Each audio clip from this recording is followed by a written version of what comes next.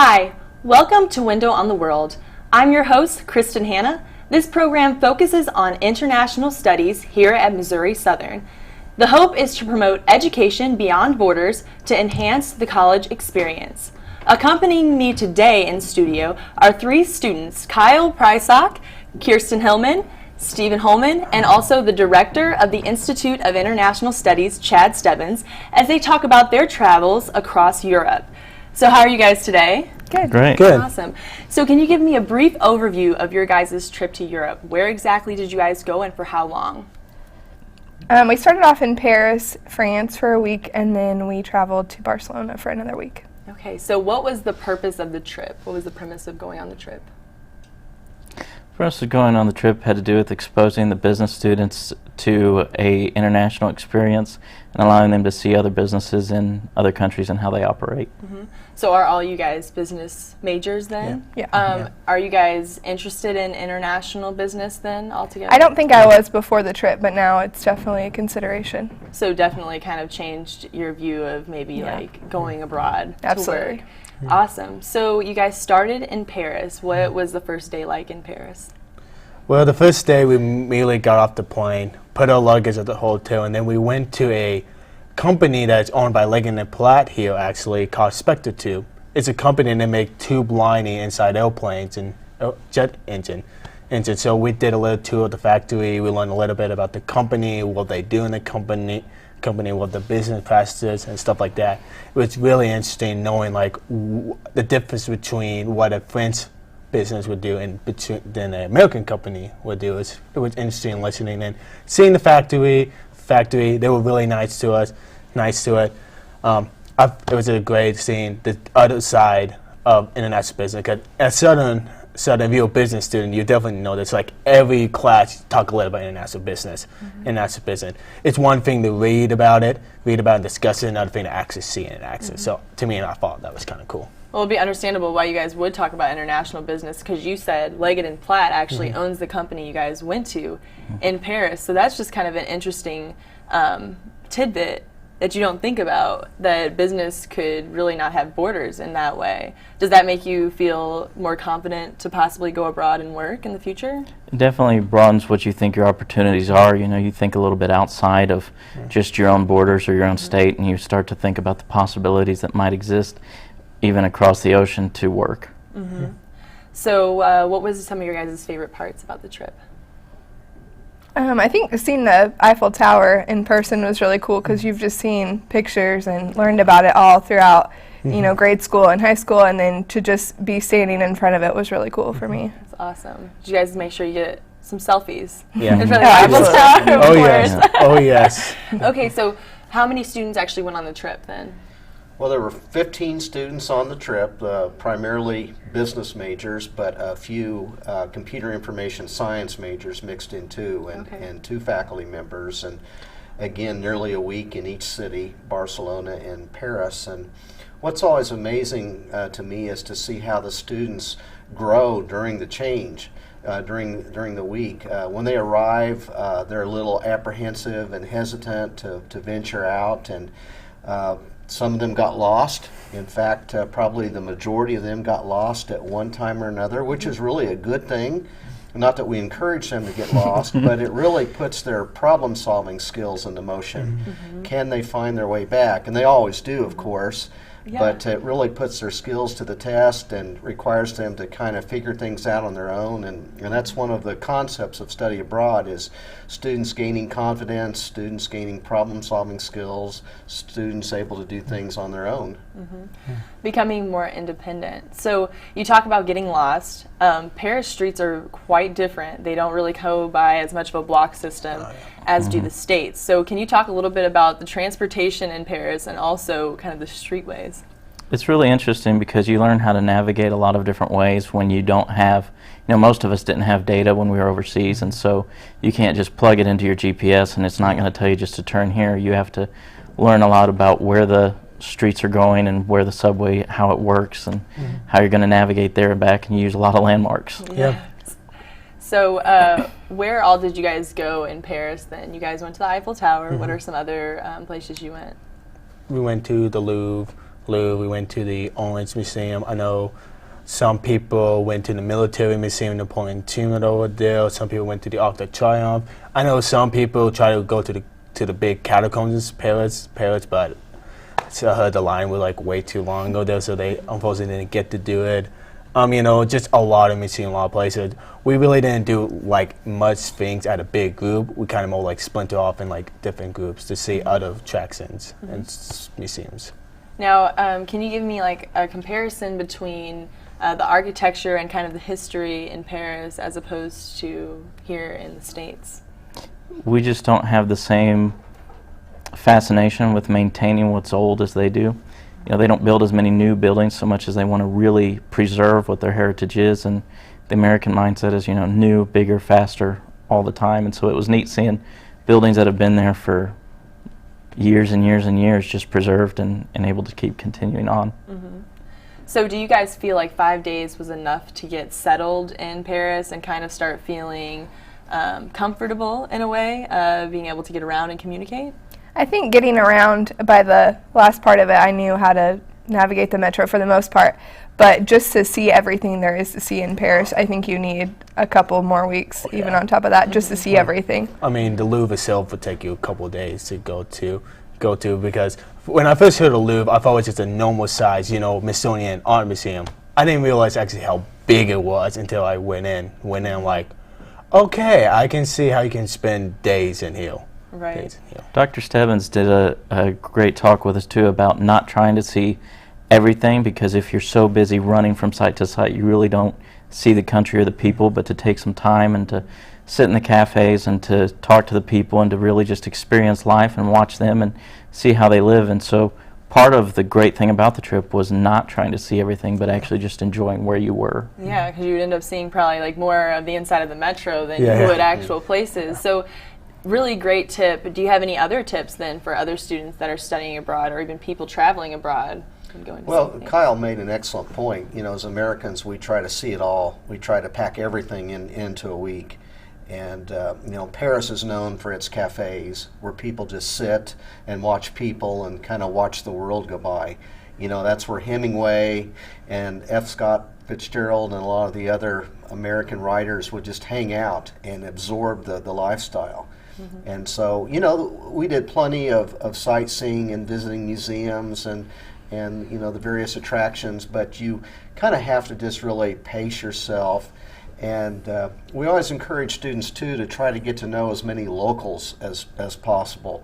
You know, the danger sometimes is just being caught up in our own Missouri Southern group and not meeting the French, not meeting the Spanish. And you really learn a lot just by visiting with shopkeepers and bartenders and waitresses and that type of thing. Mm-hmm. And probably, at least from my experiences, just as you're very excited to know about their culture, a lot of times they're excited to know about yours too. It's almost like an exchange. Yeah. But you said something about how they enjoy sitting at the cafes and watching the world go by. So can you talk a little bit about the culture of sitting outside in France and how that's pretty popular? Oh, it's great. It's one of my favorite parts. They've got tiers of tables at a lot of restaurants just outside in rows that you can just sit and they face the street so they can watch people. And they don't rush you through your meal like in America, where as soon as you give your order, as soon as the food's delivered, the check is on the table. Yeah. You have to ask for it there because they expect you to take a while. They want you to enjoy your meal. They want you to take time and just observe what's going on around you. And it's a great atmosphere. And another difference between them and us is most of the time we saw no one on their phones while they were eating. That was all about being with the people that they were with. And so it's made me more conscious here at home about where's my phone when I'm with people, you know, and taking the time to be where I'm at. Yeah, awesome. So what are some observations you guys made about Parisians as a whole in comparison to Americans or just standalone by themselves? I think it was a little different because when you walk down the street here, it's pretty good chance you're going to wave to the person you pass on the street, or at least flash them a smile or something. Yeah. And there, you didn't see that. Like, people just didn't look at you, and if they did, it wasn't a very friendly, warm smile or anything. But they just don't. I don't know. It's just different. We heard from one of the people that we talked to there in France that said that they're just not as trusting to other people outside of Paris. So they just aren't as friendly. Yeah, so you talk about saying hi, you know, communicating. How was the communication over there, since there is a bit of a barrier then? It wasn't super difficult in that if the person you're speaking with didn't know English, someone nearby did. Yeah. Or there was a lot of places where you could point and gesture enough for both of you to get what you wanted to say across. And it was pretty easy to navigate, I thought. So did you guys learn any French while you were there? Very little, but Petite. yeah, Enough to everything's get by. petite over there, very small. Everything's a lot smaller in France than it is over here. Yeah, so. as far as like the food. Yeah, food, like hotel rooms, streets, The people. everything. Yeah, and the people. Actually, honestly, that's one observation I made, that everybody walks or takes the metro for the most part. So everybody, and they also eat a lot smaller portion sizes, like you said. So people aren't really very big over there either. Yeah. Okay, so you guys were in Paris. Now we're gonna take you guys to Barcelona. How long was that flight? A couple hours. Hour and a half or Okay, so. so like that. Yeah. pretty Yeah. short amount of time then, Yeah. if you think about going from country to country. Yeah. Yeah. So what can you explain a little bit about what's the geography like in Europe when you're going to certain places, going to different countries? I feel like it almost feels like in America you're just like going to another city that may be, across the United States, when it was so weird to get over there and be like, wow, we just went from one country to another, because it was an hour and a half. But Yeah. so it's different from over here. Yeah, way different. So what was it like when you guys first got to Barcelona? It was a little bit different because they were a little more cold, I thought, than the French, and so you expected things to work in the same way as they do in France because it is such a short distance, but it's a totally different country with a totally different culture and different people, different language, and so it was a different adjustment even there. And Yeah. first couple of days, a lot of people, they knew some French and they knew some Spanish, and it was such an adjustment. They'd ask a mix of French and Spanish questions, Yeah. trying to get what they wanted. Yeah. Oh my goodness. Yeah. And best. What kind of looks did you guys get then? Mainly annoyance. Oh my goodness, yes. They could tell we were Yeah. American right off the bat. Yeah, yeah. It was actually kind of funny because when we were trying to get on this bus, we saw this one sign across the apartment saying, "Tourists, get out!" Or like, "We don't want tourists in here. You ruin our neighborhood." Which I thought was kind of interesting to see. That's kind of go along with it. Seemed like annoyance of us. So when you guys got to Barcelona, what were some of the first things that you guys ended up doing? We went to what used to be the old bullfighting arena, and it's now a giant mall, and so we went to the top of that and we ate, and they've got different restaurants around the roof, and you get to eat there, and then you can go around to the edge and take pictures, and it's got a great view of what's immediately surrounding the city there. How awesome. So can you talk a little bit about what language they actually speak as their first language? Because I think when you say Spain and you say you're going to Barcelona, a lot of people think off the bat it's Spanish. But what is it? Well, the Barcelonans think of themselves as Catalonians, and so they speak Catalan a lot, and that's their main language, and a lot of them will speak Spanish in addition, but they like to speak that language as their preferred. So I think we have a couple of photos from Barcelona possibly that we'll end up showing. What is this one, if you could explain this one here? That's Dr. Bilibert. She actually absolutely hates having a picture taken, so it was kind of a game throughout the trip to get her picture taken. I think she was explaining where we were going next or something. But Yeah, I think with the monastery the next day we went. were just really excited that we got her picture. Yeah, thanks to Dr. Stebbins, we got a picture of her. And here is another picture. It looks like a picture with a nice backdrop. That was on top of a castle. It's actually me and the girl that I roomed with the whole 2 weeks. But yeah, that was on top of a castle. We thought it was a really good picture for, that's our sorority symbol, so we Yes. did that. And There's a fountain outside of the Catalonia Art Museum in Barcelona. It's beautiful. Barcelona, they have like Thursday through Saturday night. They have like a fountain show there. Fountain show was pretty cool to see. Lights, music, and stuff like that. So. when, This is at a cafe we went to when we were downtown and decided to stop and get some espressos and different things, and just with a group of people. I think this was one of my favorite parts of the trip. We were at the monastery, and they had the most incredible views I've ever seen. We took a cable car up to the top, and you could just, what you thought was like the entire world, you could just see in front of you. So that was us standing in front of it. Maybe my second favorite part of the trip, we visited a lot of museums, so we may have got bored in one of them, and we decided to act like the statues. But it was so funny because they have security guards in about every room of the museum, and she was just staring at us, so annoyed that we were doing this, but we were quiet the whole time. So.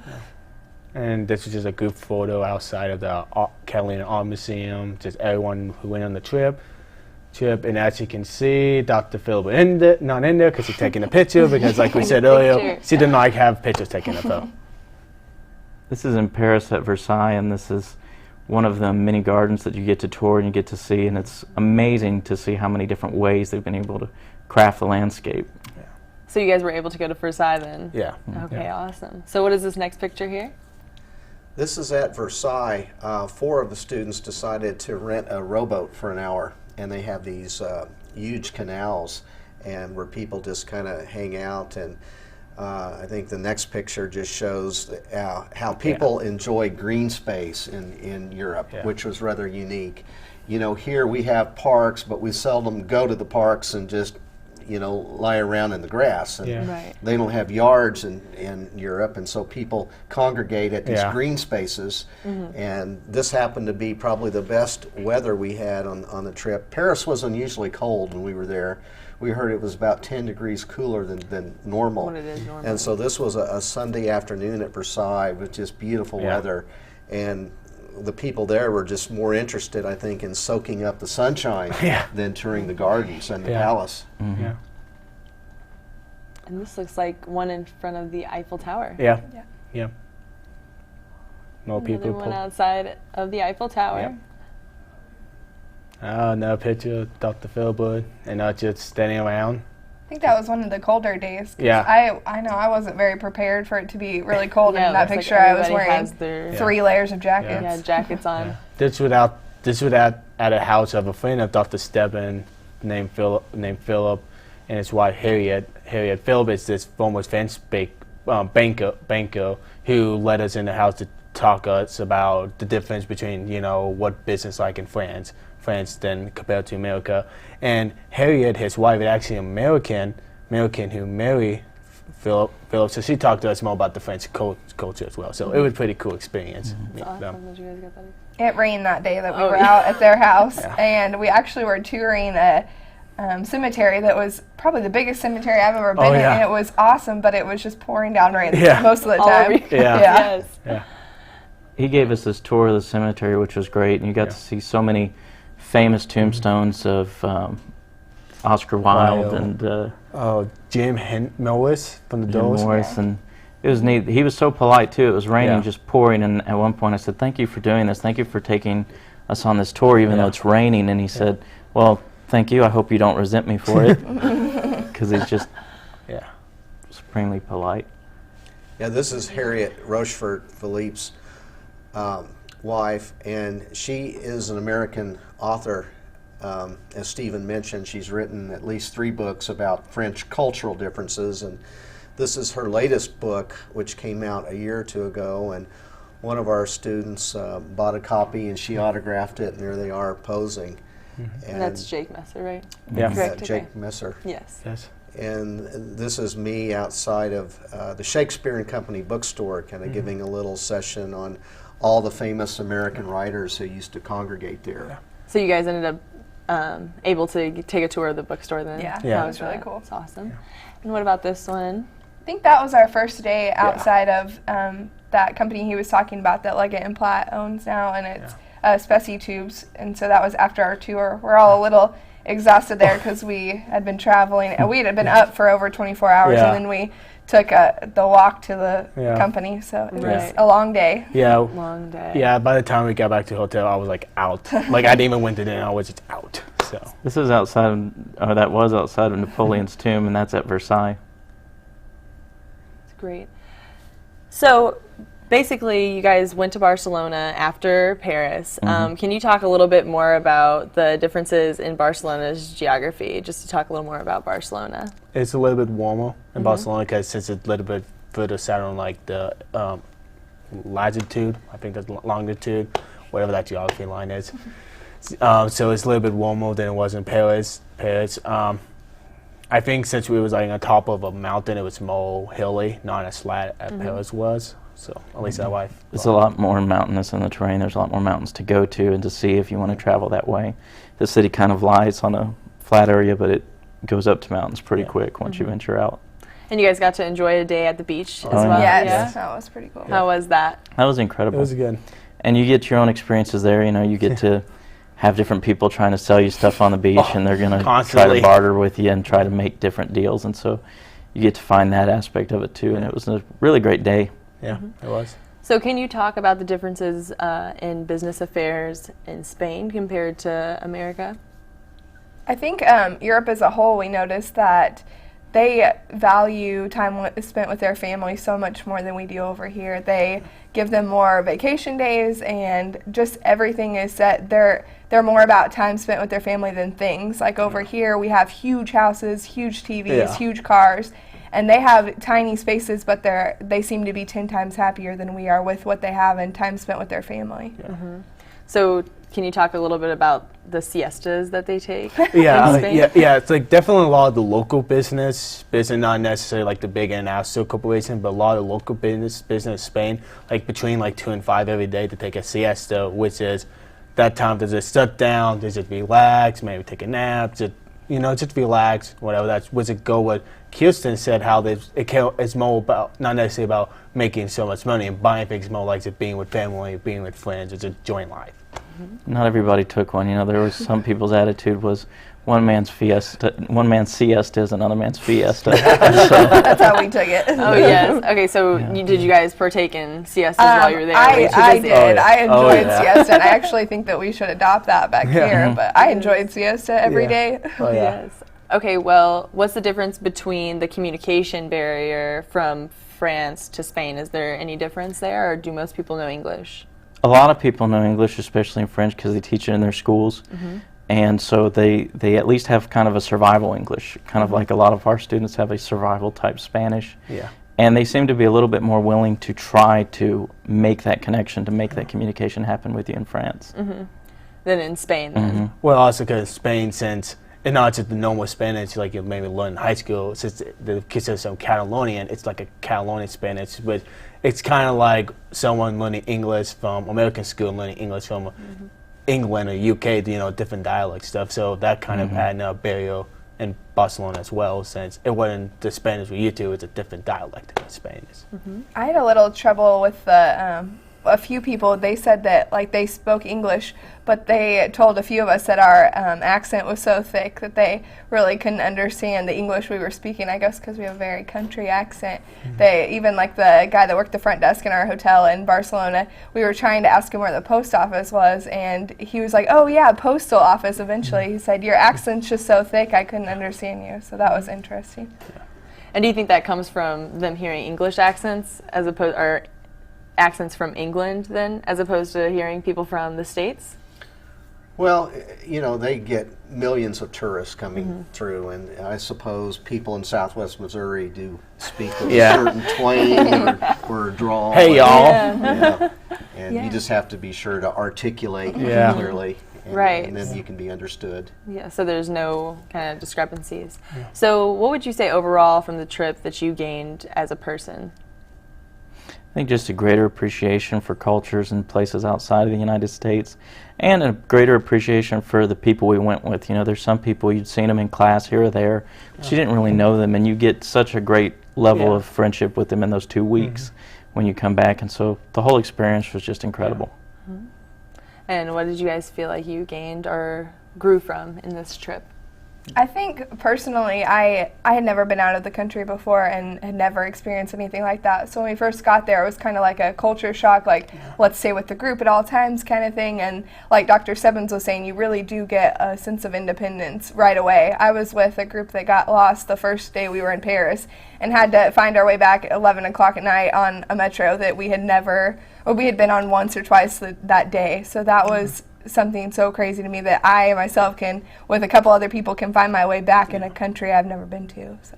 And I think it was just cool to watch it, to see stuff you learn about, talked about your whole life, like the Eiffel Tower, the Arc de Triomphe, like places you talked about and seen pictures of, but actually experienced firsthand and live, like there and actually seeing face to face, like seeing the Mona Lisa, the Venus de Milo, stuff like that. It's kind of cool seeing that. Oh, actually seeing it, and as well, it's growing to understand more about the culture, business culture, although instead of just, learning the concept, we actually saw firsthand the like business style done in. And we had some people say that this trip abroad made them appreciate and want to explore more of the United States. Yeah. They'd never been on a metro or a subway before, and we have them here in some cities, and they said, well, I've never been to those cities. Not only does it make me want to learn more about the world outside the United States, it makes me want to explore more within it. Yeah. So do you think this trip has prompted you guys to have a desire to travel? Absolutely. Yeah. So where are some of the next places you're looking at to travel? Depends where the next trip is. I know next year we already are planning. My family's going to Dubai and then may take a trip over to Rome. So just from this, that's sparred from that. My brother travels a lot, and he was like, okay, now that you've been outside the United States, let's go everywhere. So I'm always been up for like doing trips. My grandparents went trips all the time, so I'm always been up to it. So finally going to someplace like Europe was amazing. I'm always been going to see more country, Europe, like England, Germany, Russia, Italy, stuff like that, as well like Canada and Australia. There's so many places I want to go. It probably easy to say I want to travel, go more places in the world than just list all the countries I want to go to next. So just to wrap it up, any last minute tips you might have to students that want to study abroad or are thinking about studying abroad? Do not forget your converter. that's so important. The plugs are not going to work the same, and you have to have something to put your phone in that will handle the power difference. I would say just go for it. Like, I was very hesitant about, I'm very much a homebody and staying within Southwest Missouri, and I would say just go for it. Take a leap of faith. I was about to say, to do it. It's a great experience. You will absolutely enjoy it in a great way. I mean, you get credit for it if you go. I mean, you get to go international and get school credit. I mean, what better is that than just, I get to go to Europe and get a school credit instead of have to spend 3 months in a classroom. Sign me up, So just go for it. Well, awesome, guys. Thank you so much for joining me today and talking a little bit more about your trip to Europe. Thank you for inviting us. Yeah, for sure. Stay tuned for more episodes and more windows on the world so we can see where in the world the Missouri Southern students are next. Also, if you'd like to, you can visit us on YouTube on our KGCS TV YouTube channel. Thank you, and I'll see you again.